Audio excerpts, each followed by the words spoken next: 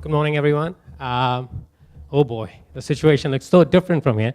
Like, so less intimidating. I'm Batman, and my job is not to protect the Gotham City. My name is Saurabh Malviya, and I am acting area supervisor for Southeast side of Brisbane for Seneca Childcare Services. Have been working as a coordinator for the last 6 years and have got the honor to work as an area supervisor overlooking 10 other services, which is really an honor. As you can see, I do have a teaching background, so yeah, couldn't find a better one than that. So I was thinking before I start, we've been sitting there for a long time, and sometimes it's winter, the aircon is on, it's shivering. So if you want to relax a little bit, you can. If you want to go for a nap, that will come after my slide. But yeah, if you want to do it, feel free to do it anytime. And let's get started. So last year, the service which I coordinated, Our Lady of Lourdes After School Care, Sunnybank, that exceeded the national quality standards. We were really happy. The kids were really happy. We were like, oh, we are awesome. There's no one better than that. Well, we just had to look a bit further to the next suburb. But we thought we were champions, man. But at the same time, I also wanted to know what children's views were. What did they say about the Sunnybank after school care? Because, we as an educator, we as adults, apparently we know more. So we think, oh, look at that activity. I think they have sense of belonging right there. Let me put it down on a piece of paper. And when I do that, I get exciting.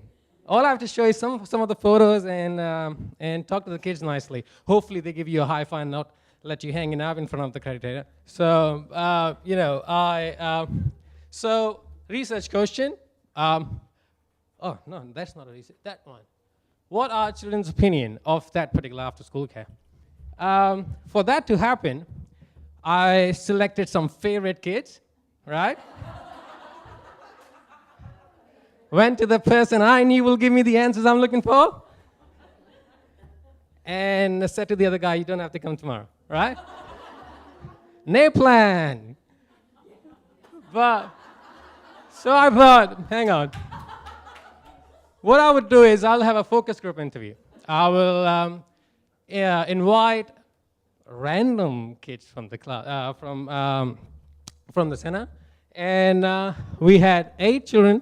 I don't have to mention 5 to 12, it's primary school.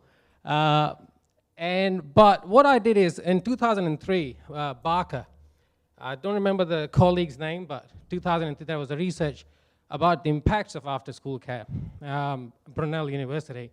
And they mentioned that the 8 years and beyond, students didn't have that positive views towards after-school care. They felt a bit bored for some reason, but at Sunnybank, it wasn't the case. That's what I thought. So what I did is I decided to have a group interview where I selected 3 kids above the age of 8, 3 under the age of 8, and 2 of the age of 8. See? Random, I said? No. So this is how we started our research. Now, there was a set of 16 questions. Again, I used the same study. I adapted the interview questionnaire they had, the instrument, to see their perception of the after-school care and their time they spend in after-school care. One of the responses, so out of the 16 questions, I thought this question, the response I got for this one was pretty good. The other ones were good as well, but I thought I'll just share one of them with you. This was number 7 or the 8th. What do you learn in after-school care? And they go, new games, we can play games, what we don't. What he meant, or she, we don't play anywhere else. That means, when we were kids, multi-aged, unstructured play, playing with our cousins and their friends, and we didn't care about their age. That is getting lost. And in after-school care, I think that's the exclusive, it's the only place where that happens nowadays, unless you have 50 cousins. Well, then all the best with you. I'll send my kids there when I have them. So as you can understand, the after-school care provides the exclusive area for the kids, and the environment which we provide is just amazing. So what he or she meant to say then is that they don't get to play those sports, those games, anywhere else but in after-school care. And there, I include school as well, because in schools, as a PE teacher, I know what happens. We go age-wise. We see structured game. We see soccer. Not belittling the teaching itself, but I respect teaching. I myself have been a teacher for 5 years, so but it's different. In after-school care, it's unstructured. It's something which we don't get. We only get it in afternoon tea time of the school, but then again, we have our own friends on the same class, unless it's a buddy time, which is only for 15 minutes fortnightly or 45 minutes fortnightly, depending upon the school's policies and philosophies. But after-school care is every day. So there you go with the participants and the reasons why I had them in a certain age group. What I did after that is the responses I got, the 16 or 17 responses I got, I correlated that. I tried to see the association of what they were saying to the 5 outcomes of National Quality Framework, My Time, Our Place. So I considered them as existing themes. I thought, let's say they are existing themes, and match these responses to try to match these responses to this. So let's say if they say friendship and social skills, they get to learn. I don't have to tell you, but you can match a few from the 5 outcomes. By the way, one of the rules which I forgot to mention, if you agree with me, Parliament, you watch their SBS, ABC sometimes, they go, yay, All right.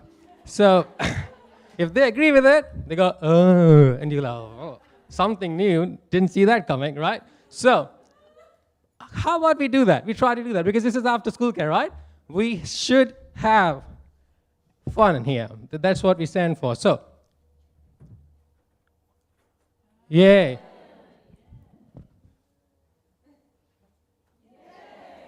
I knew you can do it. So, let's go back here. If looking at these responses here, do you think you can connect or associate to some of these? I was counting on that.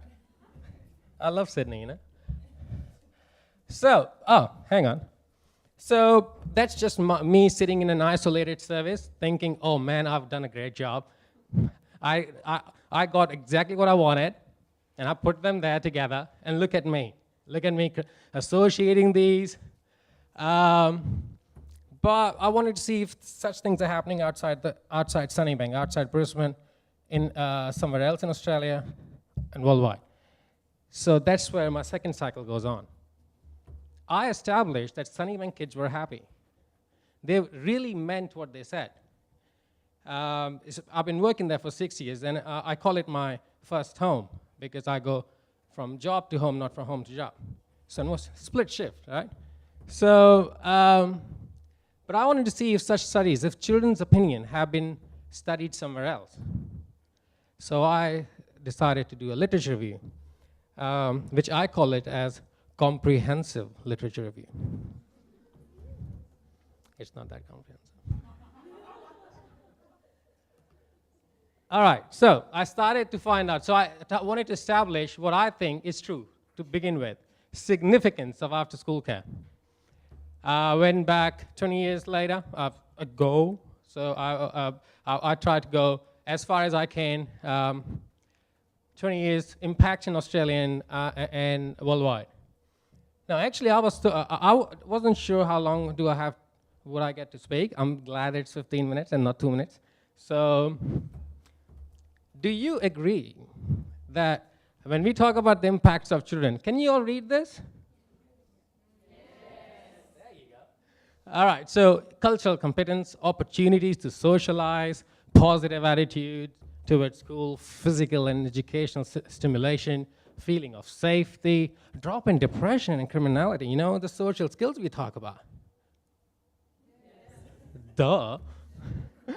Society, the impacts on Australian society in Especially I read the European one and the American society, the impacts on it, the positive labor market, more mothers can participate in workforce, regular respite for families, peace of mind, they know that their kids have been taken care of, how important that is.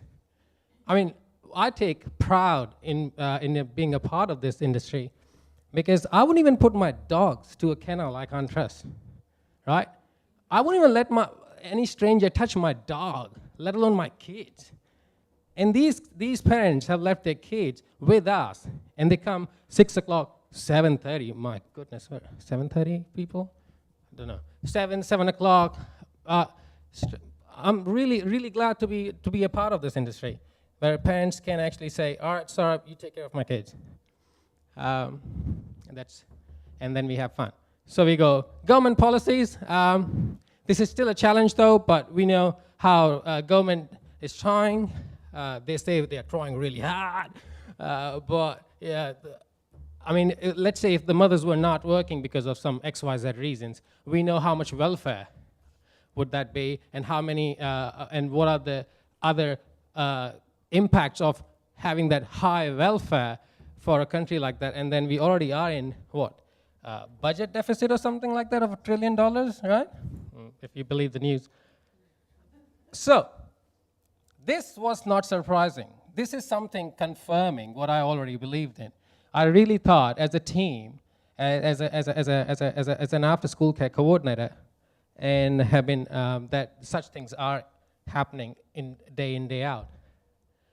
What I also thought in the literature review, while I was doing the literature review, I also found some challenges which after-school care industry, not industry, Jennifer, I'm going to change that word. Now, after-school care sector of education is facing. So we go space and facilities. Staff. Funding. I was thinking someone said, no, what are you talking about here? I have no problems with staff, funding, and space and facilities. I have everything what I need right here. Space and facilities, sitting over there only confirmed my feelings that it's just happening everywhere. Like, people are still finding it hard to have the facility which we believe that they deserve. Shared facilities, you have to work on you have to pack everything up, and if you leave a crayon which on the teacher will tell you, this is my music classroom, what are you doing here? I can't teach looking at that crayon sitting there. Or if you leave the crayon, if there was a dance class after that, oh my God. One of our services had to do it. They used to do modern jive at the end of the day, which I was a part of both, by the way. So couldn't leave the crayons. Staff, retention, quality. I didn't mean quality of staff, by the way. Every human is important. But you know how after-school care doesn't have that sort of, unfortunately, the university don't actually teach how to talk to kids, how to be able to do the after-school care thing. They all want to be teachers, and they all want to be, PhD holders, but after school care is something which we don't talk about that much. So what happens at the end of the day is that some people walk in and say, oh, really? This is what I have to do? I have to clean as well and mop as well? Duh. No, you don't have to. How about you just play soccer and go home and get paid for that, and I'll take care of it.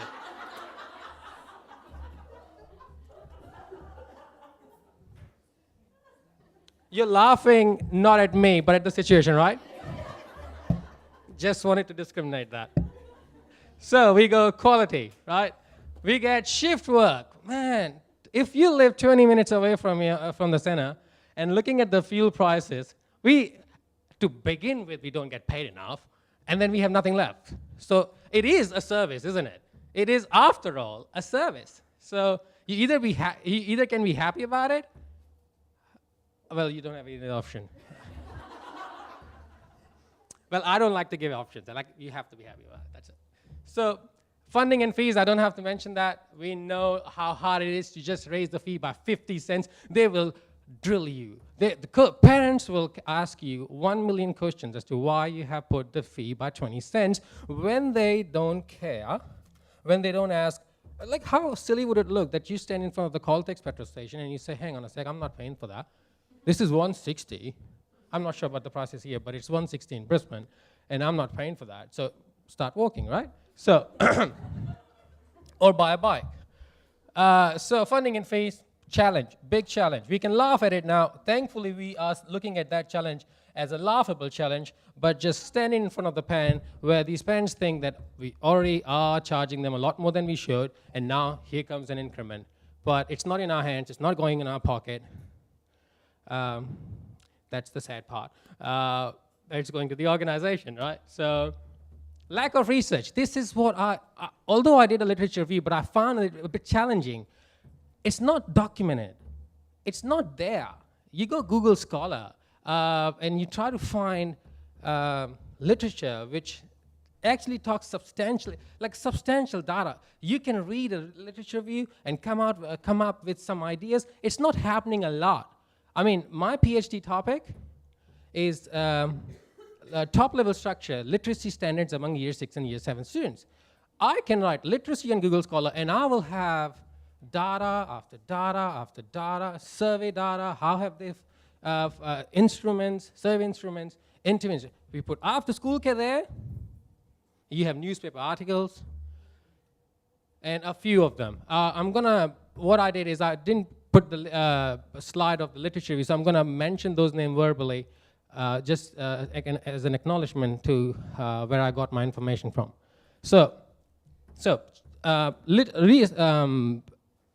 Lack of research in children's voice and community perception. Now, I believe the community perception bit is very important here.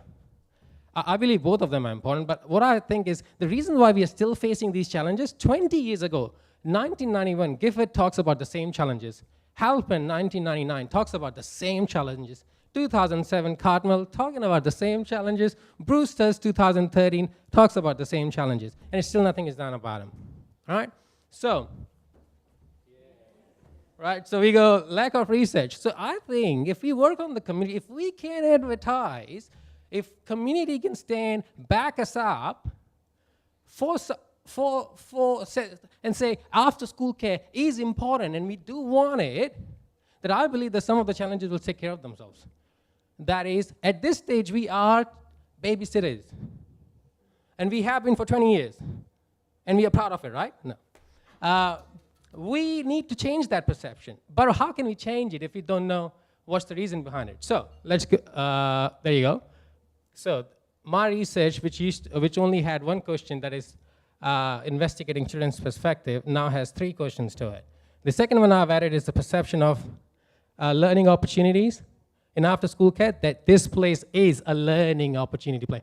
Learnings happen at after-school care. And I need to want to investigate what factors influence that so we can get our heads around it and start working on it.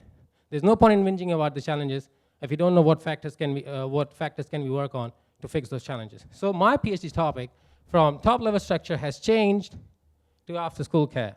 And the research design, I can't tell you now, maybe an action research, maybe a mixed methodology, will definitely have quantitative data because of the survey, which I want to have parents' perspective from, but also will have some qualitative data from parents and kids. That is where I finish my presentation for the time being. But thank you very much for listening, and I hope you guys have a good time today.